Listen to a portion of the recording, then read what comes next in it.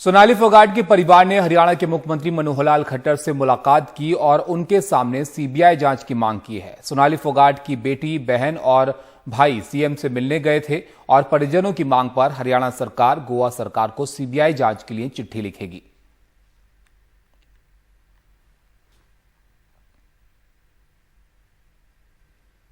CM से हमारी बात हुई, उन्होंने हमारे बहुत अच्छे से बात की और सीबीआई की मांग को लेकर उन्होंने हमें पूरा आश्वासन दिया, सीबीआई जांच होगी और बड़े अच्छे से होगी। हमें पूरी तसल्ली है, हमें न्याय मिलेगा। आपको लगता है कि उसमें और भी बहुत सारे लोग इन्वॉल्व हो सकते हैं? हाँ, हो सकते हैं। सुधीर अकेला ये काम नहीं कर सकता। तो अब सीबीआई जांच होगी तो सब मामला बड़ी साजिश है इसके पीछे, हमें लगता है साजिश है, तभी तो हम सीबीआई की जांच की मांग रख रहे हैं ना।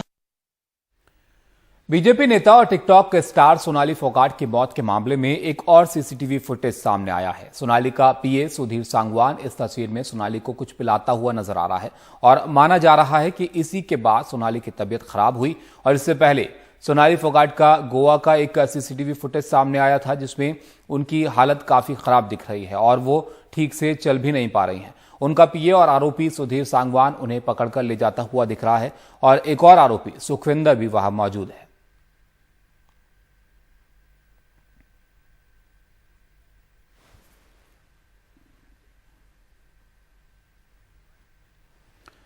वहीं एक ऑडियो भी सामने आया है। ये बातचीत सोनाली के भतीजे सचिन और सोनाली के पीए सुधीर सांगवान के बीच की बताई जा रही है। इसमें सुधीर सांगवान झूठ बोल रहा है कि सोनाली घटना वाली रात ठीक थी। एनडीटीवी इंडिया इस ऑडियो रिकॉर्डिंग की पुष्टि नहीं करता है। हेलो, सचिन बोल रहा हूँ जी। हाँ सचिन, वहीं हो क्या अभी? हाँ गोवा हूँ भाई। अच्छा, तो पोस्टमार्टम वगैरह क्या कुछ चल रहा है? देखो शाम को होएगा, कल होएगा। अच्छा, शाम को या कल होगा? तो ऐसे कैसे हो गया ये? पता नहीं भाई कैसे हुआ, मेरे तो समझ में नहीं आ रहा। अच्छा, तो आप वहीं थे क्या, पास ही साथ ही? और क्या, रात तो सारी रात तो राजी खुशी बतलाए हैं। ठीक है। अच्छा, और फिर सुबह 7-7:30 बजे की बात है, मैं 5 से 7 मिनट के लिए कमरे के बाहर गया था, इतनी देर में हो गया। अच्छा अच्छा, तो पोस्टमार्टम शाम को या कल होगा फिर? गए कब थे आप गोवा फिर? कल गए थे। अच्छा, कल गए थे। हाँ। चलो ठीक है जी। अब झारखंड की बात करते हैं। झारखंड में सियासी संकट के बीच सीएम सोरेन जो हैं वो विधायकों के साथ सियासी पिकनिक के लिए खूंटी पहुंचे और इस दौरान उन्होंने बोट की सैर की और हेमंत सोरेन अब विधायकों के साथ उसके बाद रांची लौट गए। दरअसल हेमंत सोरेन खदान आवंटन मामले में फंसे हुए हैं और सूत्रों के मुताबिक उनकी विधायकी जाना तय माना जा रहा है, यानी उनकी कुर्सी पर खतरा यहां पर मंडरा रहा है। रांची में अब कई अहम बैठकों का दौर चल रहा है।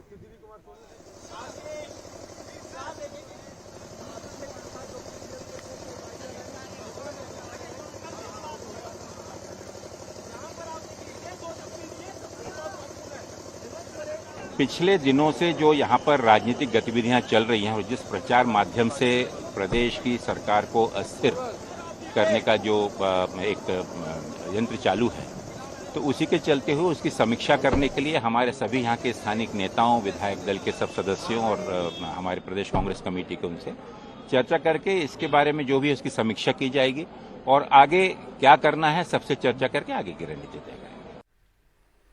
असम में लगातार ऐसे लोग पकड़े जा रहे हैं जिनका प्रतिबंधित आतंकवादी संगठनों से संबंध सामने आ रहा है। पकड़े गए ये लोग अल-कायदा जैसे आतंकी संगठनों के स्लीपर सेल के रूप में काम कर रहे हैं। असम पुलिस ने गोलपाड़ा जिले में जो नई गिरफ्तारियां की हैं उसकी संख्या अब 4 हो चुकी है और असम पुलिस का यहां पर दावा है कि पकड़े गए तमाम लोगों का रिश्ता अल-कायदा से जुड़ा हुआ है। शुक्रवार को असम के ग्वालपाड़ा जिले के एक मदरसे में पढ़ाने वाले मुफ्ती हफीजुर रहमान की गिरफ्तारी के साथ अब तक अलारुल्ला बांग्ला टीम या एबीटी के स्लीपर सेल के 4 लोग गिरफ्तार किए जा चुके हैं। एबीटी बांग्लादेश का एक प्रतिबंधित आतंकी गुट है जो भारत में भी सक्रिय है। असम पुलिस का दावा है कि गिरफ्तार हुए सभी लोग उप महाद्वीप में अलकायदा की शाखा या AQIS से जुड़े हुए हैं। पकड़े गए लोगों में अब्दुल सोनन भी है, जो एक छोटा मोटा ठेकेदार था और पुलिस की माने तो 2019 में सीधे AQIS से जुड़ा है। वो बांग्लादेशी और असम में ABT सदस्यों के बीच संपर्क का काम करता था। কেইবাজন মানুহ মধ্যপ্ৰদেশত ধৰা পৰিছে আৰু বেংগলত ধৰা পৰিছে। मध्य प्रदेश और पश्चिम बंगाल में बहुत लोग पकड़े गए हैं और हम उनके बीच के रिश्ते को स्थापित करने की कोशिश कर रहे हैं। उनकी बड़ी योजना थी, हमने सरगना की पहचान कर ली है, लेकिन ज्यादातर लोग फरार हैं और वो एक दूसरे से कट ऑफ रहते हैं, यानी एक दूसरे के वजूद का उन्हें पता नहीं होता। भविष्य के लिए वो योद्धा बना रहे हैं और असम में कई जगहों पर इसकी ट्रेनिंग दी गई है। তেওঁলোকে কাট অফ বুলি শব্দটো কৰে, এটা গ্ৰুপে অন্য এটা গ্ৰুপক চিনি নাপায়। इस साल अप्रैल से लेकर अब तक ये छठी बार है जब AQIS से किसी ठिकाने का पता चला है और कम से कम 35 लोग गिरफ्तार भी किए जा चुके हैं। मुख्यमंत्री हिमांता बिस्वा शर्मा ने कहा कि उन्होंने शुरुआती जांच और मामले की रजिस्ट्रेशन के बाद ही पुलिस के DGP को सलाह दी थी कि आतंकी मॉड्यूल्स के मामले राष्ट्रीय जांच एजेंसी NIA को सौंप दी जाए। Morigaon case we have handed over to NIA। हम मोरीगांव का मामला NIA को सौंप चुके हैं। उसके असम पुलिस से ज्यादा अधिकार हैं। मैंने DGP से कहा है कि शुरुआती जांच और मामले के रजिस्ट्रेशन के बाद मामला राष्ट्रीय जांच एजेंसी NIA को दे दिया जाए। लेकिन विपक्ष को इस मामले में कुछ गड़बड़ दिखाई दे रही है। हाथ यादी पकड़ा जा रहा है। आप लोग भी कैसे, आप लोगों के पास कहाँ इन्फॉर्मेशन है? एक बंदा को सस्पेक्ट किया, वो भी कोई लोकल मौलाना ने इन्फॉर्मेशन दिया, मुसलमान ने इन्फॉर्मेशन दिया, उसको इन्वेस्टिगेशन चल रहा है। ये बीजेपी एक नैरेटिव क्रिएट करने के लिए कोशिश कर रहा है और मदरसाओं का जो ऑथोराइज मौलाना से इन लोगों से असम पुलिस बात कर रहा है, अच्छी तरह से कोऑर्डिनेशन चल रहा है। कोई इशू नहीं है। हम लोग कभी भी कोई जिहादी बेहादी ऐसा एक्टिविटी को हम लोग इधर असम का मुसलमान कोई कभी एंटरटेन नहीं किया और नहीं करेगा भी नहीं। मुख्यमंत्री इस बात से इनकार करते हैं कि जांच में किसी तरह का भेदभाव किया गया है। मैं विपक्ष वालों को इन लोगों से मिलने जेल भिजवा सकता हूं। हमारे पास वीडियो के सबूत हैं कि ये लोग जिहादी गतिविधियों में शामिल हैं।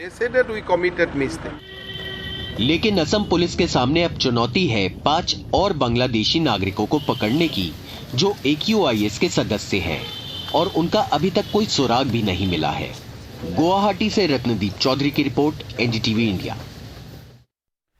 वाराणसी में गंगा नदी उफान पर है। गंगा नदी का पानी 2 सेंटीमीटर प्रति घंटे की रफ्तार से यहां पर बढ़ रहा है और इसके चलते गंगा का पानी घाटों से अब गलियों की ओर बढ़ रहा है। गंगा के पानी से घाट डूब चुके हैं और कई मंदिर भी पानी में डूबे हुए नजर आ रहे हैं। नावों को चलाने पर रोक यहां पर लगा दी गई है। घाटों के पास रहने वाले लोगों के घरों तक पानी पहुंच गया है और प्रशासन लोगों को निकालकर सुरक्षित स्थानों पर ले जा रहा है।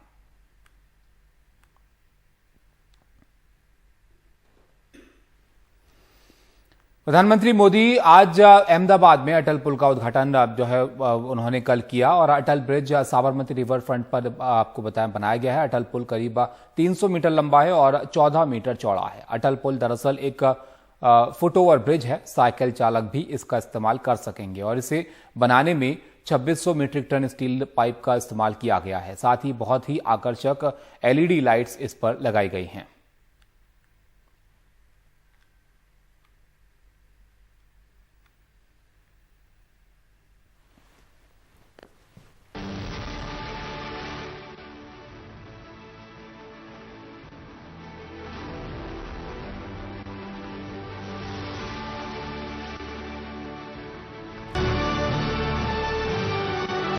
तो आपने सुना, रोहित शर्मा कह रहे थे कि हर टूर्नामेंट के साथ एक नया स्टार्ट होता है, लेकिन आप आंकड़े अगर देखें तो भारत पाकिस्तान से काफी आगे नजर आता है। भारत और पाकिस्तान के बीच 9 अंतर्राष्ट्रीय T20 के मुकाबले हुए, इनमें भारत का पलड़ा भारी नजर आ रहा है। भारत ने अब तक 9 में से 6 मैच अपने नाम किए हैं, जबकि पाकिस्तान ने 2 मैच जीते हैं और 1 मैच टाई रहा है।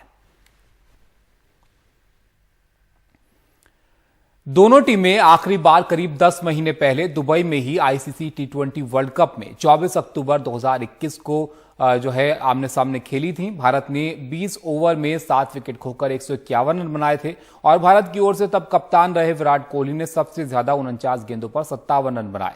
ऋषभ पंत ने 30 गेंदों पर 39 रन इस मुकाबले में बनाए थे। मैच में पाकिस्तान के तेज गेंदबाज शाहीन आफरीदी ने 4 ओवर में 3 विकेट झटके थे और पिछला मैच पाकिस्तान ने 18 ओवर से पहले ही 10 विकेट से जीत लिया था। मैच में पाकिस्तान के दोनों ही सलामी बल्लेबाज मोहम्मद रिजवान 79 और कप्तान बाबर आजम 68 रन बनाकर नाबाद रहे थे। लेकिन ऐसा बहुत कम मुकाबलों में देखने को मिला जहां पर पाकिस्तान ने भारत को हराया है और आज भी इस मुकाबले में उम्मीद की जा रही है भारतीय फैंस को कि हम एक बड़े मार्जिन से पाकिस्तान को हराएंगे। 35 साल के अनुभवी भारतीय कप्तान रोहित शर्मा और 27 साल के पाकिस्तानी कप्तान बाबर आजम के आंकड़े भी बेहद दिलचस्प हैं। दोनों इन आंकड़ों में एक दूसरे के करीब ही नजर आते हैं।